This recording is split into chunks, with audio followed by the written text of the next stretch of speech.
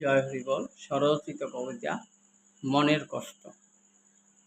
মনের কষ্টই বড় কষ্ট এই জগৎ মাঝারে, পৃথিবীতে যত কষ্টই আছে মনের কষ্টের চেয়ে বেশি নারে। মানুষের কাছে মনেই হলো সব কিছুরই মূল, তাকে কষ্ট দিলে তার চেয়ে আর কিছুই নাইকো ভুল। শরীর বলো স্বাস্থ্য বলো যতই বা কষ্ট থাক, মনের কষ্টের চেয়ে বেশি নয় তাতে তাতে যত কষ্টই পাক। মানুষের মন হলো মন্দিরের মতো বড়ই পবিত্র, সেই মনেতে কষ্ট হলে তবে কষ্ট হয় দেখো সর্বত্র। কথায় বলে মন ভাঙা আর মন্দির ভাঙা একই কথা, আসলেই মন ভেঙে গেলে মন্দিরেই ভাঙে, একথার নয় অযথা। মনে যদি কারো কোনো কষ্ট না থাকে তাহলেই তারা সুখী, কিন্তু মনের মাঝে কষ্ট থাকলে আনন্দ আসলে সবই বুজরুকি।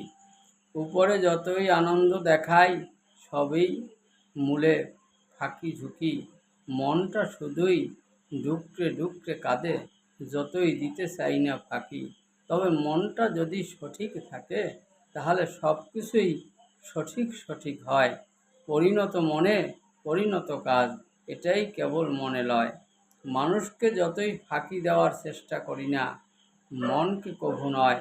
মনের মাঝে কোনোই ফাঁক থাকে না, মনেই আসল পরিচয়।